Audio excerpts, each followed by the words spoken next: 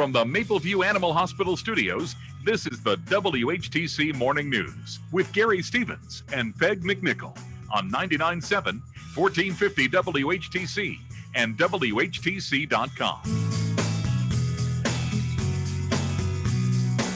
Welcome back to the WHTC Morning News for this Friday, February 19th. Friday mornings, we travel Michigan. Find out things going on over the weekend and take a look at travel and tourism with the Vice President of Pure Michigan, Dave Lorenz. He joins us this morning via the Zoom connection. Dave, good morning and welcome back to WHTC. Good morning, Gary. Good to be with you. Boy, winter wasn't here for so long, and when it hit, it sure hit.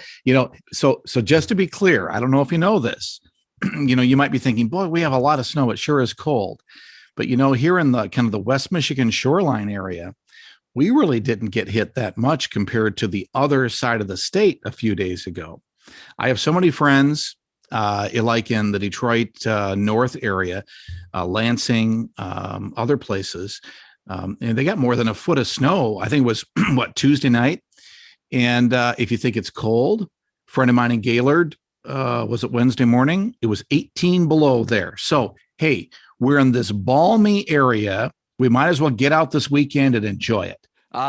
It used to be a standing thing. One of the coldest spots in the nation was Pellston, Michigan. Yeah, that's right. The ice box of America. And quite literally, they made ice there. Of course, they made them in our area too, but they would ship it all over the country. I used to talk to my grandparents quite a bit as a little kid. As a little kid, I was really interested in what it was like in the olden days. And so I remember my one grandfather telling me about, as a young guy, he worked, I think it was either in Muskegon or it was in the Dakotas where he grew up. So it probably was in the Dakotas, South Dakota. He grew up in Devil's Lake, South Dakota.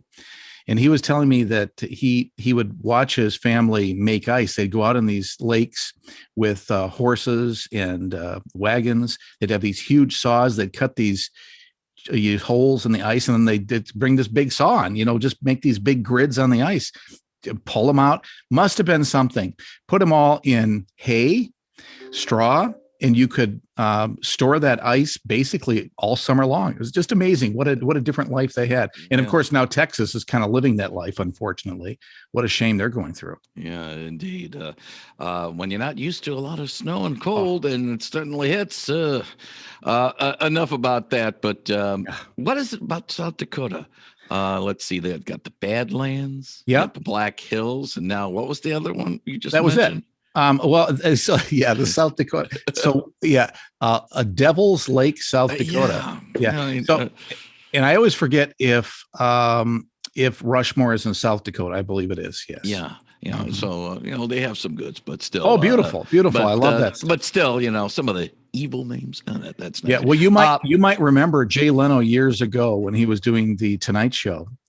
He probably about 12 years ago, he did this skit where he showed this beautiful picture of South Dakota, Mount Rushmore, and then made this comment, kind of like, first off, he set it up by saying, hey, you've heard about Pure Michigan, right? That's how he started. He said, you've heard about beautiful Pure Michigan. They have the Henry Ford.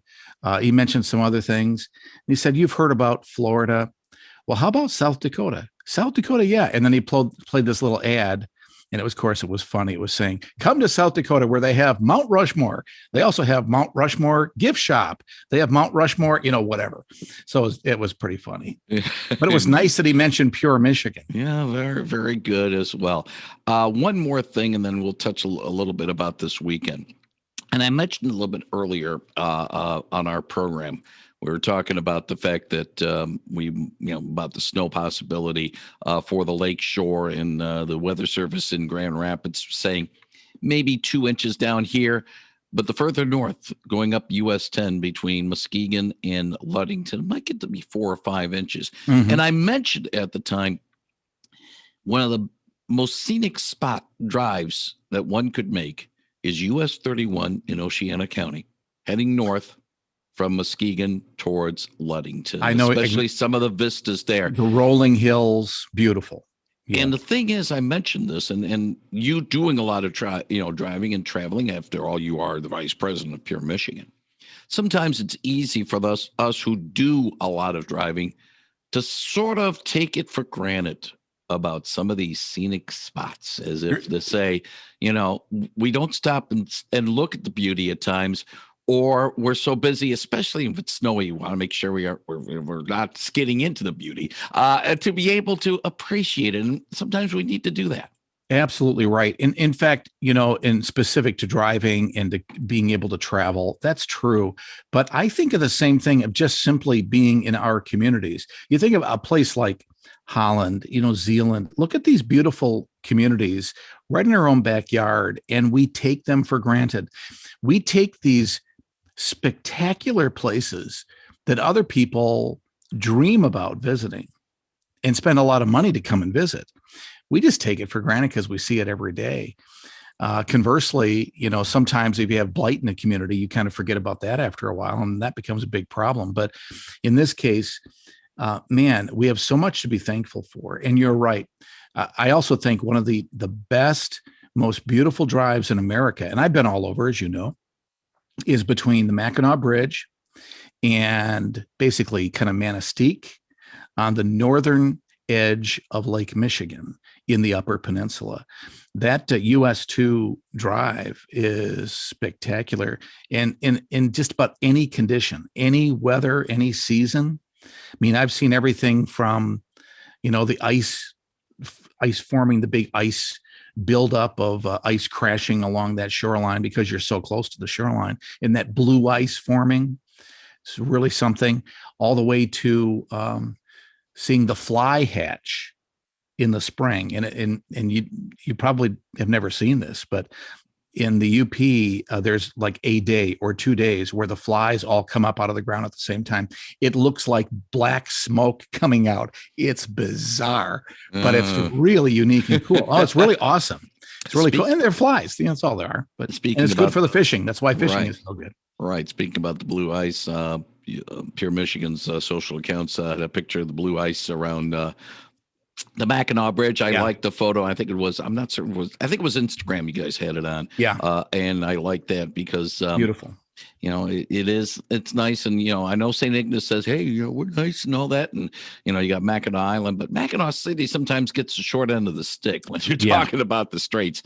But it's a beautiful area. Well, so if you do go up to Mackinac City, probably later on in the warm weather, don't forget they have all those really cool historic things, like almost like right under the bridge is where you'll find Fort Michilimackinac and the beautiful lighthouse, all that there. So, check that out. Hey, so for Gary, for this weekend, if you're looking for something to do, and if you're not a big outdoor lover, I'll be out this weekend. I'm going to do some running with my buddies. I look for I might even come to Holland, in fact, because of the melt system. Think about museums. There are a lot of really great museum exhibits. We're all, because of the month, we're talking about Black history in America a lot. But let's not forget, we have the 100th anniversary of suffrage this year as well. So there are a couple of interesting women's exhibits. So in Midland, at the Midland Center for the Arts, it's the 100 Years of Women's Rights exhibit. And then I know in, let's see, was it Grand Rapids? Yeah, Her Ideas, Her Stories, women artists from the Grand Rapids Art Museum's collection on display. And then there are just all these really cool other exhibits out there. Muskegon's Museum of Art, just by chance, is also 100 years old this year.